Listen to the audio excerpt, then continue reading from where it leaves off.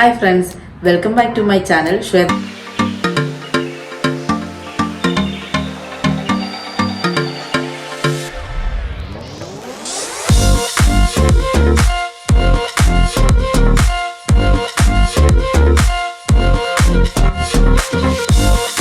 ഇന്ന് ഞാനൊരു ഫേമസ് പഞ്ചാബി ഡിഷായ ചോളെ ഭട്ടൂരയാണ് ഉണ്ടാക്കുന്നത്. നോർമലി ഭട്ടൂര ഉണ്ടാക്കുന്നത് മൈദ കൊണ്ടാണ്. ഇന്ന് നമുക്ക് വീറ്റ് കൊണ്ടൊന്ന് ട്രൈ ചെയ്താലോ? ഓക്കെ, എന്നാൽ പിന്നെ നമുക്ക് തുടങ്ങാം. അപ്പം നമുക്ക് ചോളെ ഭട്ടൂരയിലെ ചോള ഉണ്ടാക്കാം. ആദ്യമായിട്ട് ആ ചോളയ്ക്ക് ചോള എന്ന് പറയുന്നത് ചെന്നയാണ്. ഈ കടലില്ലേ, ഈ ചെന്ന ദാല്, അതാണ്. അതിന് സാധാരണ ഉപയോഗിക്കുന്നത് കാബൂളി ചെന്നയാണ്, അതായത് വൈറ്റ് ചെന്ന. ഇത് ഞാനിപ്പം ബ്രൗൺ കളറിലുള്ളതാണ് എടുത്തിരിക്കുന്നത്. അതുകൊണ്ട് നമുക്കുണ്ടാക്കാം. അതിന് ഞാൻ എടുത്തിരിക്കുന്ന ഒരു 1/4 കിലോ 250 ഗ്രാമാണ്. അതിനകത്ത് അത് ഞാൻ തലേ ദിവസം വെള്ളത്തിൽ കുതിർത്ത് വെച്ചതാണ്. എന്നിട്ട് അതിനകത്ത് ഞാൻ കുറച്ച് വെള്ളവും പിന്നെ ഇച്ചിരി ഉപ്പും കൂടെയാണ് ഇടുന്നുള്ളൂ. സാധാരണ ആൾക്കാർ അതിനകത്ത് സോഡാപ്പൊടി ചേർക്കും, ഇച്ചിരി സോഫ്റ്റ് കിട്ടാൻ വേണ്ടി. പിന്നെ വൈറ്റ് ചെന്ന ഇടുമ്പോഴത്തേക്കും അതിനകത്ത് കുറച്ച് തേയില, ഈ ഗ്രീൻ ടീയുടെ അല്ലെങ്കിൽ ഏതെങ്കിലും ടീ ബാഗ് ഒരു 2 പാക്കറ്റ് ഇടും അതിനകത്ത്. കാരണം അത് ഇച്ചിരി കളർ കിട്ടാനായിട്ടാണ്. നമുക്കിപ്പം ബ്രൗൺ ആയതുകൊണ്ട് ഓൾറെഡി കളറുണ്ട് അതിന്. പിന്നെ ഇച്ചിരി ഉപ്പും മാത്രമേ ഇടുന്നുള്ളൂ. പിന്നെ ഈ സോഫ്റ്റ് ആകാൻ ഞാൻ സോഡാപ്പൊടി ചേർക്കുന്നില്ല. അതിന് പകരം കുറച്ചും കൂടെ കൂടുതൽ വേവിച്ചെടുക്കുകയാണ് ചെയ്യുന്നത്. ഇതിൽ ഞാൻ കുറച്ചുകൂടെ വെള്ളം ചേർക്കുന്നുണ്ട്. കാരണം ഇത് ബ്രൗൺ ചെന്ന ആയതുകൊണ്ട് നല്ല വേവുള്ളതാണ്. അതുകൊണ്ട് കുറച്ചുകൂടെ വെള്ളം ചേർക്കുകയാണ്. അപ്പം ഞാൻ ഈ 1/4 കിലോ കടലേക്ക് ഇത് തലേ ദിവസം വെള്ളത്തിൽ കുതിർത്തതാണ്. അതിന് 250 ml 2 കപ്പ് വെള്ളം ഒഴിച്ചിട്ടുണ്ട്. കാരണം ഇതിന് ഇച്ചിരി വേവുള്ളതാണ്. നമുക്ക് കുക്കറിനകത്ത് വേവിച്ചെടുക്കാം. ഈ കുക്കറിൻ്റെ വിസിൽ എത്ര വേണമെന്ന് ഞാൻ പറയുന്നില്ല. കാരണം അത് പലരുടെയും കുക്കറിന് പലതായിട്ടാണ് വിസിൽ വരുന്നത്. അതുകൊണ്ട് അത് നമ്മളൊരു ഏകദേശം നമുക്കറിയാമല്ലോ വേകുന്ന എന്തോരം വിസിൽ വന്നാൽ വേകുമെന്നുള്ളത്. ഞാനിപ്പോൾ എനിക്കൊരു 8 വിസിൽ വന്നാലേ വേകുള്ളൂ എന്ന് എനിക്കറിയാം. അതുകൊണ്ട് ഞാൻ അങ്ങനെയാണ് ചെയ്യാൻ പോകുന്നത്. ഓക്കെ, അപ്പം ഈ കടല വെന്ത് കിട്ടുന്ന സമയം കൊണ്ട് നമുക്ക് ഭട്ടൂരയ്ക്കുള്ള മാവ് കുഴച്ച് വെക്കാം. നേരത്തെ പറഞ്ഞ പോലെ നമുക്ക് ഭട്ടൂരയ്ക്ക് വീറ്റ് എടുക്കാം. അതിന് 2 കപ്പ് വീറ്റാണ് വേണ്ടത്.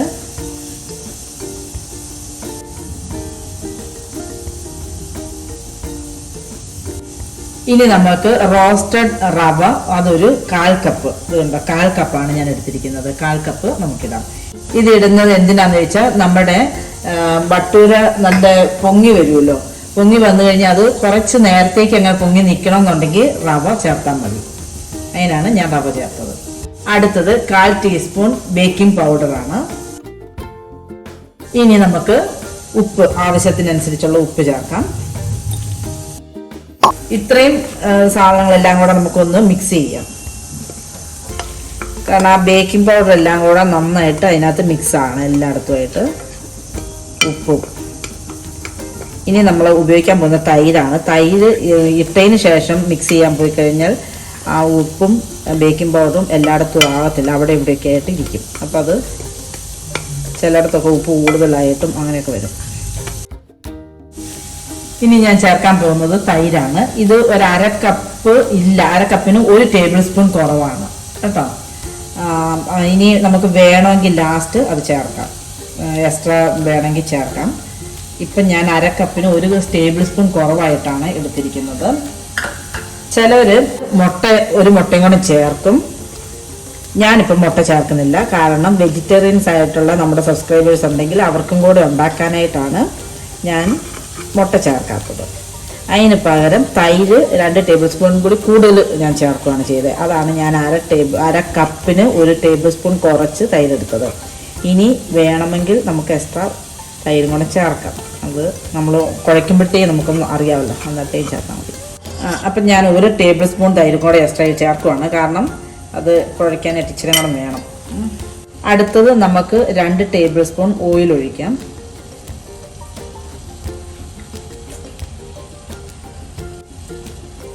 ഇപ്പം 2 ടേബിൾ സ്പൂൺ ഓയിലായി. അടുത്തത് നമുക്ക് 1 ടീസ്പൂൺ പൗഡേർഡ് ഷുഗറാണ് ഞാൻ ചേർക്കുന്നത്. അതാണ് ഈ പെട്ടെന്ന് ഇതിനകത്ത് ഒന്ന് ആലത്തോളുമല്ലോ. ഇനി ഇതെല്ലാം കൂടെ കൂടി ഒന്ന് മിക്സ് ചെയ്യാം. ഇനി ആവശ്യത്തിന് വെള്ളം ഒഴിച്ച് അത് കുഴച്ചെടുക്കാം.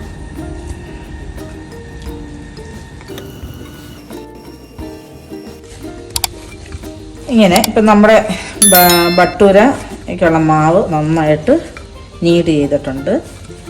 ഇതിന് ഇത്രയും ഒരു വെള്ളത്തിൻ്റെ ഒരു ഇത് വേണം കേട്ടോ, അല്ലാതെ ഒത്തിരി അങ്ങ് ഉണങ്ങിയ പോലെ ഭയങ്കര സ്ട്രോങ് ആയിട്ടിരിക്കരുത്, എന്നാൽ ഒത്തിരി വെള്ളം പോലെ ഇരിക്കരുത്. ഇത്രയും ആയിട്ട് വന്നിച്ചാൽ മതി. ഇനി ഇത് കുറച്ച് എണ്ണ ഇതിൻ്റെ മുകളിലോട്ടൊന്ന് നമുക്ക് തടവി കൊടുക്കാം.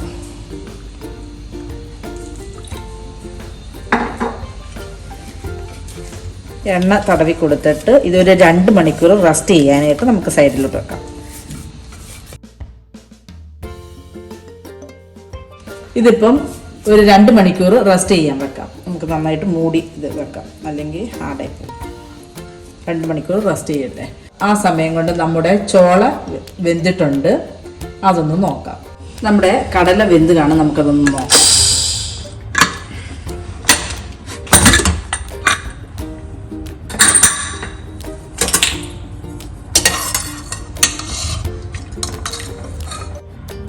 വെന്തിട്ടുണ്ട്. നമുക്കിനി അടുത്തത് അതിന് വേണ്ട മസാല എല്ലാം ഒന്ന് തയ്യാറാക്കാം.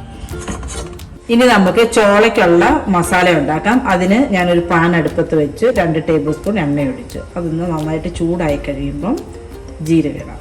ഇപ്പം എണ്ണയൊന്ന് ചൂടായിട്ടുണ്ട്. ഇനി നമുക്ക് 1/2 ടീസ്പൂൺ ജീരകം ഇടാം അതിനകത്തോട്ട്. ഇതിലോട്ട് ഒരു 2 വലിയ സവോള അരിഞ്ഞത് ചെറുതായിട്ട് അരിഞ്ഞതാണ് ഇത്.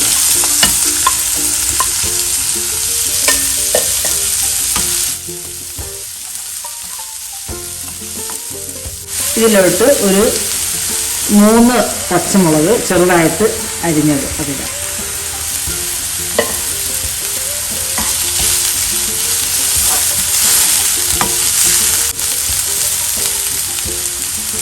അടുത്തത് ഇഞ്ചി വെളുത്തുള്ളി പേസ്റ്റാണ്, അതൊരു 2 ടീസ്പൂൺ ഇടാം.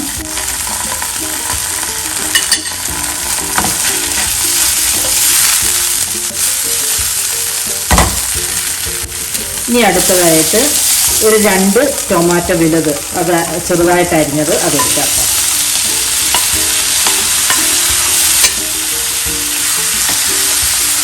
ടൊമാറ്റോ എപ്പോഴും നമ്മൾ വേവിക്കുമ്പോഴത്തേക്കും എണ്ണയ്ക്കകത്ത് വേവിക്കാവുള്ളൂ. കാരണം എന്താണെന്ന് വെച്ചാൽ അതിൻ്റെ ആ ഗുണങ്ങളൊക്കെ അതിന് ക്യാൻസറിനെ ചേർത്ത് നിൽക്കാനുള്ളൊരു ഗുണമുണ്ട്. അതൊക്കെ വേണമെന്നുണ്ടെങ്കിൽ അത് വരണമെന്നുണ്ടെങ്കിൽ നമ്മൾ ഈ എണ്ണയ്ക്കകത്ത് വേണം ഇത് വേവിക്കാൻ. വെള്ളത്തിൽ ടൊമാറ്റോ ഇട്ട് വേവിച്ച് നമ്മൾ കഴിച്ചു കഴിഞ്ഞാൽ അതിന് ആ ഗുണം കിട്ടത്തില്ല. എപ്പോഴും ടൊമാറ്റോ എണ്ണയിൽ വേവിച്ചിട്ട് വെള്ളം പോലെ വന്നിട്ട് അങ്ങനെ ഉപയോഗിച്ചാൽ മാത്രമേ അതിന് ആ ഗുണം കിട്ടുള്ളൂ. ഇനി ഇതെല്ലാം ഒന്ന് നന്നായിട്ട് ഇത് ടൊമാറ്റോ വെള്ളം പോലെ വേകുന്നത് വരെ നമുക്കൊന്ന് ഇത് അടച്ചു വെക്കാം. ഇതിനകത്തോട്ട് ഇനി നമുക്ക് ആവശ്യമുള്ള പൊടികളിടാം. ഒരു 1/4 ടീസ്പൂൺ മഞ്ഞൾപ്പൊടി, 1 teaspoon garam masala, 1 table spoon Kashmiri chilli powder, മല്ലിപ്പൊടി ഒരു 1.5 ടേബിൾ സ്പൂൺ. ഇതെല്ലാം കൂടി ഒന്ന് മിക്സ് ചെയ്യാം.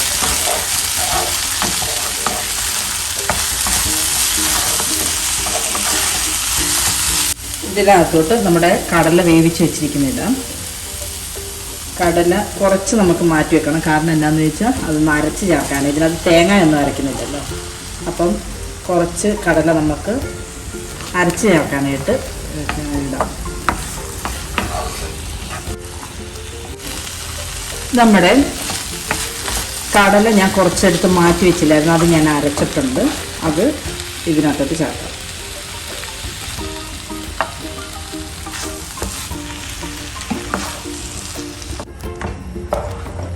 ഇതിനകത്തോട്ട് നമ്മുടെ ആ കടല വേവിച്ച വെള്ളം കുറച്ചുകൂടെ ചേർക്കാം. ഇനി ഇതിന് ആവശ്യമായിട്ടുള്ള ഉപ്പ്, നമ്മൾ ആദ്യം വേവിക്കാൻ നേരത്ത് കുറച്ച് ഉപ്പാണ് ചേർത്തത്. ഇനി കുറച്ച് ഉപ്പും കൂടെ ചേർക്കാം. ഉപ്പ് മതിയോ എന്ന് നമുക്കൊന്ന് നോക്കാം.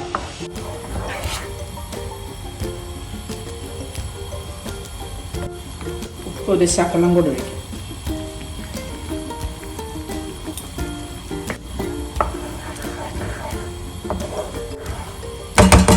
ഇനി ഇത് ഒന്നുകൂടെ കുറുകി വേകണം.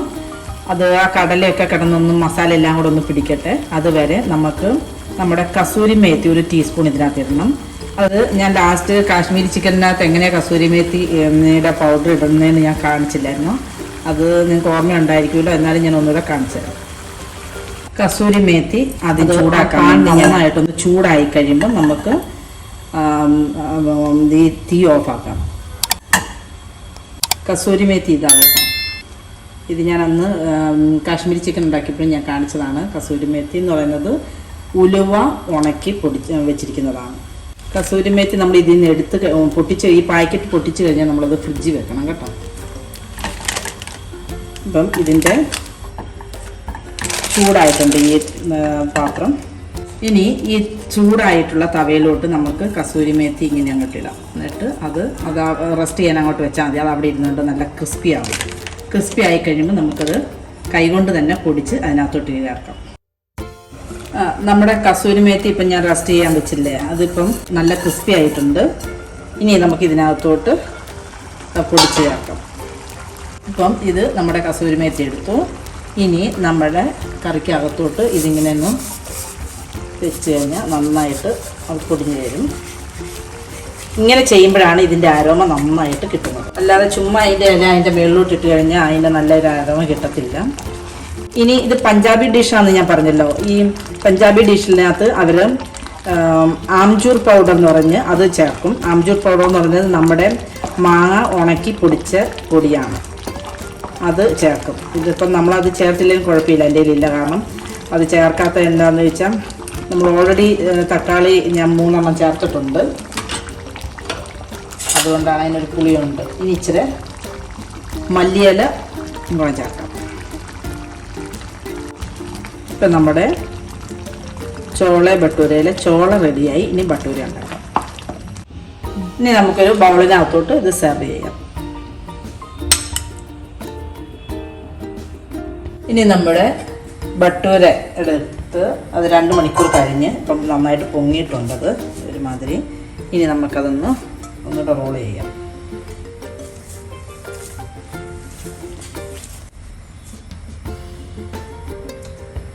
ഇത് നമുക്ക് ഇനി ഒരു ചപ്പാത്തി ഉണ്ടാക്കാൻ മാത്രമുള്ള വലുപ്പത്തിൽ എടുക്കാം. ഈ ഭട്ടൂര ഉണ്ടാക്കുന്നത് എപ്പോഴും ഒരു ചപ്പാത്തിയുടെ വലുപ്പവും എന്നാൽ പൂരി പോലെ വറുത്തെടുക്കുകയോ ചെയ്യുന്നത്. നമുക്ക് ആദ്യം ഇത്രയൊന്ന് ഉണ്ടാക്കിയെടുക്കാം. ഇത് ഒരു ശകലം ഗോതമ്പ് പൊടി ഇങ്ങനെ പറ്റിയിട്ട് നമുക്കുണ്ടാക്കാം. ഒത്തിരി പൊടി പറ്റരുത്. കാരണം എന്താണെന്ന് വെച്ചാൽ നമുക്കത് വറുത്തെടുക്കാനുള്ളതല്ലേ. അപ്പോൾ എണ്ണയ്ക്കകത്ത് പൊടി മൊത്തം വീണ് കഴിഞ്ഞാൽ അത് കരിഞ്ഞു പോകും. പൊടി മൊത്തം കരിഞ്ഞിരിക്കും. അതുകൊണ്ട് കുറച്ച് പൊടിക്കകത്ത് ഇട്ട് ചപ്പാത്തി പോലെ പരത്തിയെടുക്കും. ഒരുപാട് വണ്ണം വെക്കുകയും ചെയ്ത്, എന്നാൽ ഒത്തിരി തിന്നും ആകരുത്.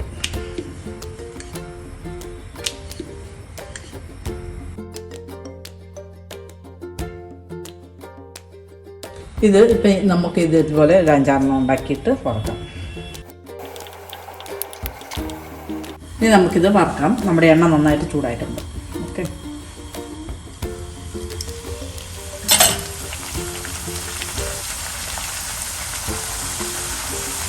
എണ്ണയ്ക്കകത്തോട്ട് ഈ ഭട്ടൂര ഇടുമ്പോൾ നന്നായിട്ട് ചൂട് വേണം എണ്ണയ്ക്ക്, എന്നാലേ അത് പൊള്ളി വരുള്ളൂ.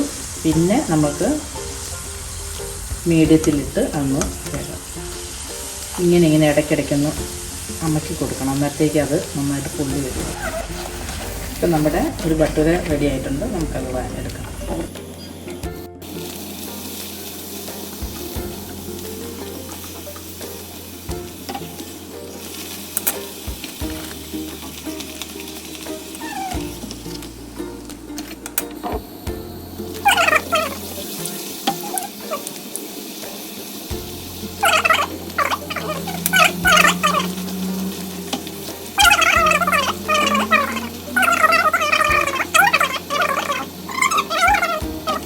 അങ്ങനെ നമ്മുടെ ഭട്ടൂര റെഡിയായി.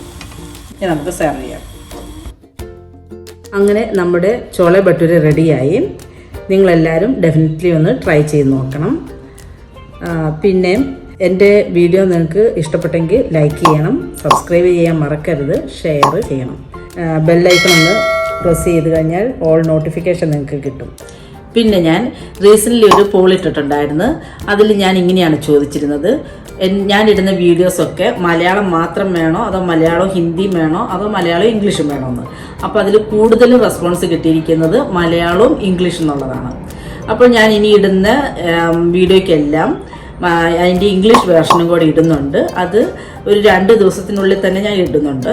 അപ്പം മലയാളം അറിയാൻ വയ്യാത്തവരൊക്കെ ആ ഇംഗ്ലീഷ് വേർഷൻ കണ്ട് അവർക്ക് വാച്ച് ചെയ്യാൻ പറ്റുന്നതാണ്. Thank you for watching my video.